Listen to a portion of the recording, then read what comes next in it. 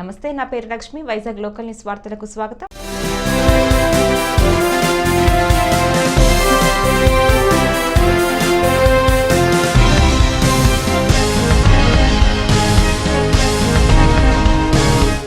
రాజకీయ ఎత్తుగడలు వేయటంలో చంద్రబాబును మించిన చాణక్యుడు లేడని మరోసారి రుజువైంది. రాబోయే అసెంబ్లీ ఎన్నికల్లో పెందుర్తి అసెంబ్లీ నియోజకవర్గం నుంచి ఎమ్మెల్యే అభ్యర్థిగా పోటీ చేస్తున్న జనసేన పార్టీకి చెందిన పంచకర్ల రమేష్ బాబును, అనకాపల్లి పార్లమెంటు బీజేపీ అభ్యర్థిగా పోటీ చేస్తున్న సీఎం రమేష్ ను గెలిపించే బాధ్యతను విశాఖ పార్లమెంట్ టీడీపీ ఇన్ఛార్జ్ మాజీ ఎమ్మెల్యే గండిబాబ్జీకి అప్పగించారు. దీంతో మంగళవారం గండిబాబ్జీ స్వగ్రామం సభవరం మండలం మొగలుపురం గ్రామంలో అల్పాహార విందు ఏర్పాటు చేశారు. ఈ ఆత్మీయ కలయిక కోసం గండిబాబ్జీ గృహానికి అనకాపల్లి పార్లమెంటు బీజేపీ అభ్యర్థి CM Ramesh, Pendurthi assembly Janasena party అభ్యర్థి పంచకల రమేష్ బాబులు హాజరవుతున్నట్లు తెలుసుకున్న గండిబాబ్జీ అభిమానులు, తెలుగుదేశం, జనసేన, బీజేపీ క్యూ శ్రేణులు, కార్యకర్తలు పెద్ద ఎత్తున పాల్గొన్నారు.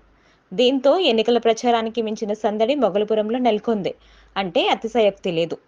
బ్రేక్ఫాస్ట్ అనంతరం ఏర్పాటు చేసిన సమావేశంలో గండిబాబ్జీ మాట్లాడుతూ, తెలుగుదేశం, జనసేన కూటమి రాష్ట్ర భవిష్యత్తు కోసం త్యాగాలలో కుదుర్చుకున్న పొత్తుగా అభివర్ణించారు.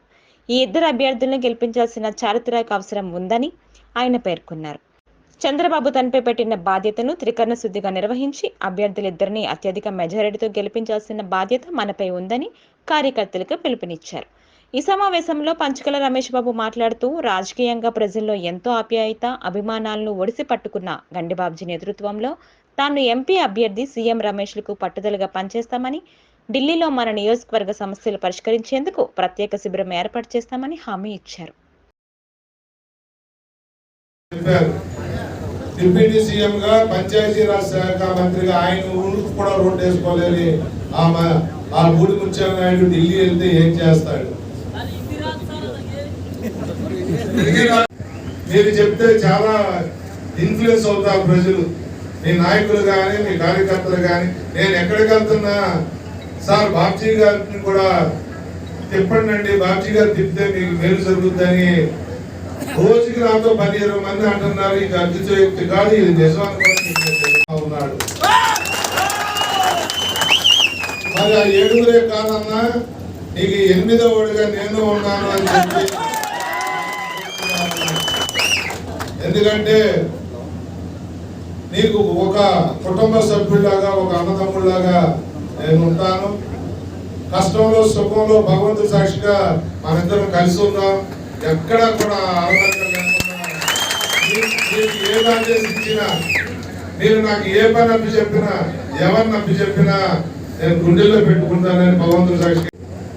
వీళ్ళందరూ పెందుర్తి నియోజకవర్గంలో ఉన్న తర్వాత నేను పార్లమెంట్ మెంబర్గా, రమేష్ గారు అసెంబ్లీ మెంబర్గా ఏ మాత్రం అనుమానం లేదు. నాకు వచ్చిన సర్వేలలో కూడా పూర్తి మంచి మెజారిటీతో గెలుస్తాం.